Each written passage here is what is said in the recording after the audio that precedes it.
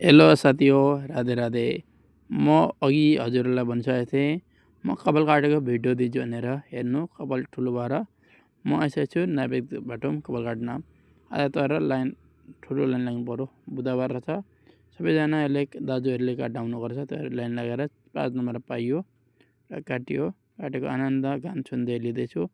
गानको चाहिँ सङ त्यहाँ आइपुग्दैन, केही मैले सङ अब हिन्दी सङ हजुरहरूले बुझ्नुहुन्न भनेर मैले बुझे पनि अब मैले हालिनँ, किनकि म नेपालीमा भिडियो बनाउँछु, त्यही भएर नेपाली नै गान हालिदिएँ भनेर। हजुरहरू के कसो गर्दै हुन्छ कमेन्ट गर्नु भन्नु होला। म चाहिँ हेर्नु कपाल काट्दैछु भन्नुहुन्छ होला, कपाल काटेकोले के भिडियो दिएको भन्नुहुन्छ होला। तर मेरो कामै त्यो हो, भिडियो बनाउने, भिडियो हाल्ने, हजुरलाई देखाउने। म त आफ्नो काम छोड्दिनँ। हजुरले जेसुकै मलाई भने पनि मलाई फरक पर्दैन, किनकि म काममाथि विश्वास गर्छु।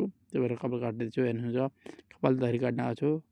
दाजुले चाहिँ मजाले काट्नुहुन्छ, आरामले सोधी सोधी काट्नुहुन्छ। मलाई त्यो आनन्द लाग्छ र यहीँ दाजुहरूमा आउँछु। म जहाँसुकै भए पनि म यहीँ दाजुहरूमै कपाल काट्छु हमेसा। दाजु नभएर चाहिँ अरू बेला अरू ठाउँमा काट्छु। दाजुले हेर्नु बिस्तारी काटिन्छ आरामले, त्यही आनन्द लाग्छ र यहीँ काट्न आउँछु। हजुर चाहिँ कुन डिजाइनमा काट्नुहुन्छ, के काट्नुहुन्छ भन्नु होला। मेरो डिजाइन यही हो, सिम्पल। म मान्छे पनि सिम्पल छु, कपाल पनि सिम्पलै काट्छु, किनकि मलाई आउँदैन, अरू स्टाइल गरेर काट्न मलाई आउँदैन र सिम्पल काट्छु। सिम्पल राम्रो देखिन्छ, त्यही भएर कपाल दाह्री दोहोरै काट्छु। सिम्पल र दाह्री पनि सिम्पल हुन्छ, कपाल पनि सिम्पल हुन्छ। भन्दा पुरा खुर्किन्न, यसो मिलाउँछु, मिलायो भने राम्रो देखिन्छ भनेर चाहिँ।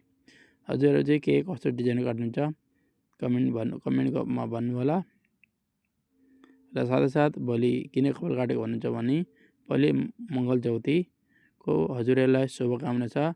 मङ्गल चौथीमा पूजामा जाइन्छ भनेर आज काटेको हो। मजाले कस्तो के देख्यो कमेन्टमा भन्नु होला।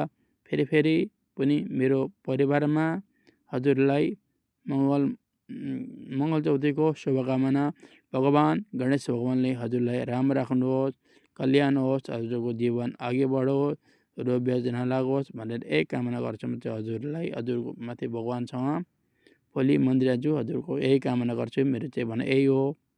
अनि हजुरहरूको लागि नै सबको राम्रो होस्, सबै राम्रो, मलाई आनन्द लाग्छ। अनि हजुरहरू हेर्न सक्छ, कपाल यसरी काटिन्छ। कपाल काटि पनि सकिन आँटो। कपाल काटिसकेर दाह्री पनि काट्नु भयो। दाह्री चाहिँ मिलाउँछु, अलिअलि मिलेन दादाले भने, दादा अलिकति मिलाइदियो भनेर मिलाउँदैछु। ल त साथी हो, आज यति नै हो। हजुरहरूलाई गुड नाइट, शुभरात्रि। ल त बाई।